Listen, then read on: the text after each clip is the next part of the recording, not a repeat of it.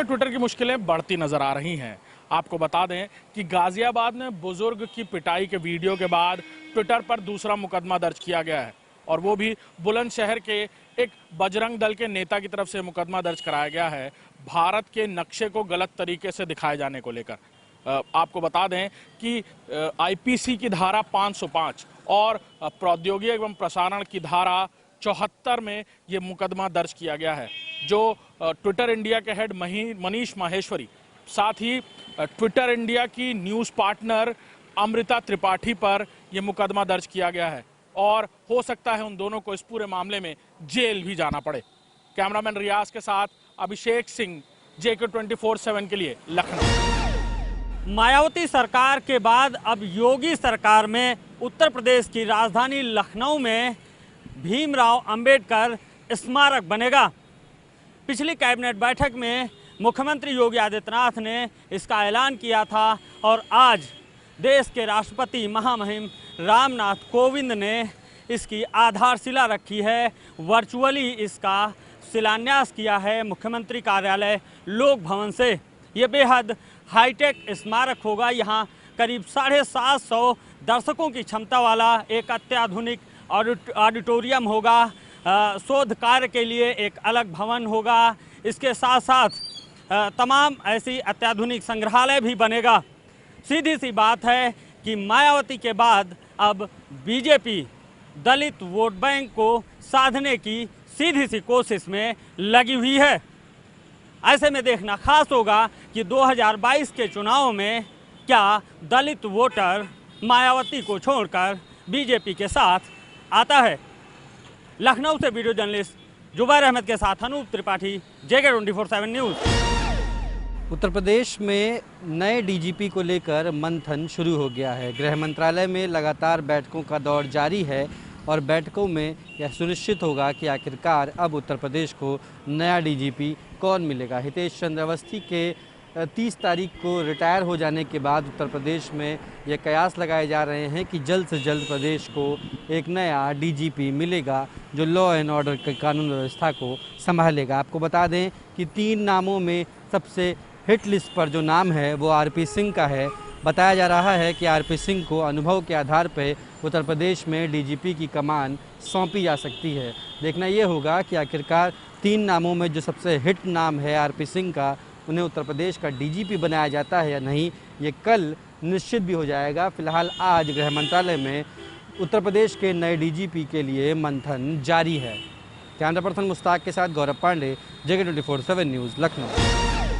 एक तरफ देश तीसरी लहर की तैयारी कर रहा है क्योंकि डेल्टा प्लस ने दस्तक दी है। 50 से ज़्यादा मरीज़ मिल चुके हैं। सरकारें लगातार अपील कर रही हैं, सोशल डिस्टेंसिंग का ख्याल रखें, कोविड प्रोटोकॉल का पालन करें। लेकिन तस्वीर हम आपको दिखाते हैं, ये डिस्ट्रिक्ट हॉस्पिटल नोएडा की तस्वीर। ये तस्वीर आप बखूबी देख सकते हैं क्योंकि यहाँ आज वैक्सीन नहीं है, लेकिन वैक्सीन लगवाने वाले लोगों की बड़ी संख्या यहाँ उपलब्ध मौजूद है। यहाँ ये लोग पहुँचे हैं, सुबह से ही लंबी लंबी लाइनें हैं। लेकिन ख़ास बात यह है बहुत से लोगों के प्रॉपर मास्क नहीं है, सोशल डिस्टेंसिंग का पालन नहीं हो रहा है। अब सवाल यह है, तीसरी लहर लगभग दस्तक दे चुकी है।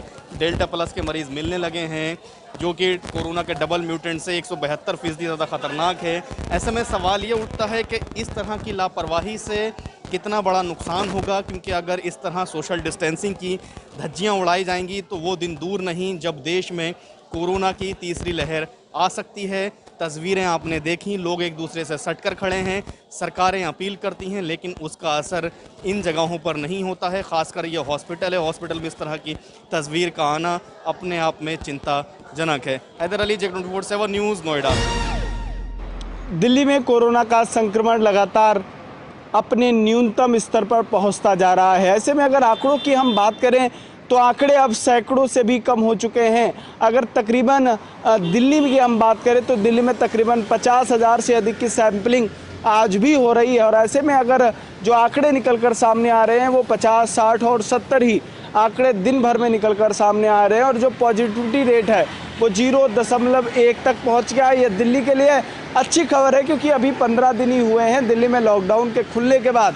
जो आंकड़े निकल कर सामने आ रहे हैं, स्थितियां जो साफ तौर पर देखने को मिल रही हैं कि लगातार जो कोरोना का संक्रमण है उसकी रफ्तार अब हाल फिलहाल में कम होती जा रही है। ऐसे में देखना ये है कि आखिर थमती रफ्तार तीसरी लहर में क्या रुख अपनाती है, ये तो आने वाला वक्त ही बताएगा। सहयोगी राहुल के साथ केशव मिश्रा, JK24/7 न्यूज़, दिल्ली। पंजाब के अंदर विधानसभा चुनाव में भले ही करीब 8 महीने का वक्त बचा हो, लेकिन अलग अलग पार्टियों ने अपने चुनावी वादे आम जनता से शुरू कर दिए हैं। आम आदमी पार्टी के नेता और दिल्ली के मुख्यमंत्री अरविंद केजरीवाल ने आज चंडीगढ़ में एक बड़ी प्रेस कॉन्फ्रेंस की और उस प्रेस कॉन्फ्रेंस के दौरान उन्होंने पंजाब के लोगों के लिए मुफ्त बिजली का वादा कर दिया। केजरीवाल ने एक एक करके आज 3 जो गारंटी हैं वो पंजाब के लोगों को दी हैं, जिसमें सबसे पहले ये वादा किया गया है कि पंजाब के हर एक वर्ग को 300 यूनिट तक मुफ्त बिजली दी जाएगी। इसके अलावा जिन भी लोगों के पुराने बकाया बिल पड़े हैं, जब उनकी सरकार आएगी तो सारे पुराने बिल वापस किए जाएंगे, यानी कि वो पूरी तरीके से कैंसिल किए जाएंगे, माफ़ किए जाएंगे। इसके साथ ही केजरीवाल ने ये तीसरी गारंटी दी है कि सरकार बनने के कुछ महीनों बाद ही पंजाब के अंदर 24 घंटे बिजली सुनिश्चित की जाएगी। फिलहाल अब देखना ये होगा कि इस मुफ्त और गारंटी की दौड़ में अब बाकी पार्टियां क्या कुछ ऐलान करती हैं। कैमरामैन निशान सिंह के साथ में नवदीप छाबड़ा, JK24/7 न्यूज़, चंडीगढ़। लगातार दिल्ली के अंदर तापमान का बढ़ने का सिलसिला जारी है। एक तरफ तापमान बढ़ रहा है तो दूसरी तरफ उमस से भी लोग परेशान हैं। मौसम विभाग की बात करें तो फिलहाल कोई भी राहत मिलती हुई अभी दिखाई नहीं दे रही है।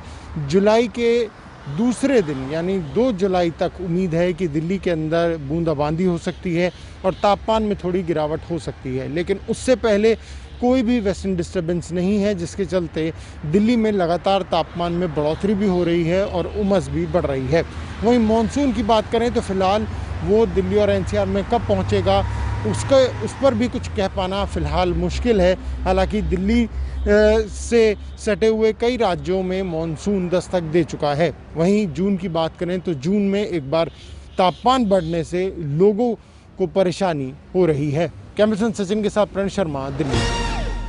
मध्य प्रदेश में कोरोना काल के चलते 15 जुलाई तक स्कूल और कॉलेज फिलहाल बंद रखे जाएंगे। ये निर्णय मंत्रिमंडल के समूह में चर्चा के दौरान लिया गया है, लेकिन जो ऑनलाइन क्लासेज हैं वो जारी रहेंगी। 15 अगस्त तक फर्स्ट ईयर एवं सेकेंड ईयर के एडमिशन हो सकेंगे। वहीं फाइनल एवं स्नातक से ऊपर की जो कक्षाएं हैं उनमें 30 अगस्त तक छात्र एडमिशन ले सकेंगे।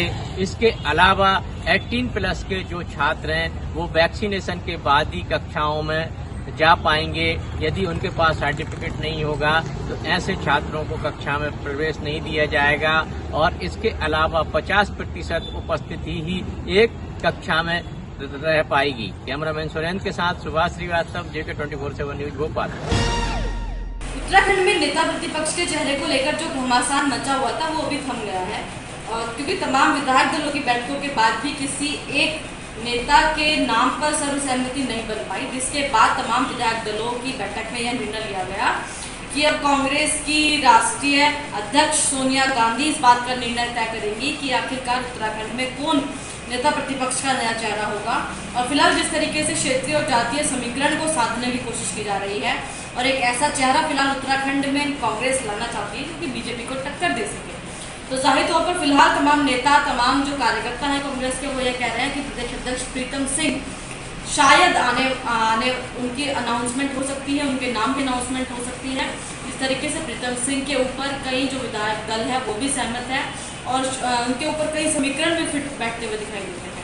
अब देखने वाली बात यह होगी कि सोनिया गांधी किसके नाम पर मोहर लगाती हैं और कौन उत्तराखंड में कांग्रेस का नेता प्रतिपक्ष का नया चेहरा बनता है। अपने सहयोगी तिलक शर्मा के साथ विशाखा चौधरी, JK24/7 न्यूज़।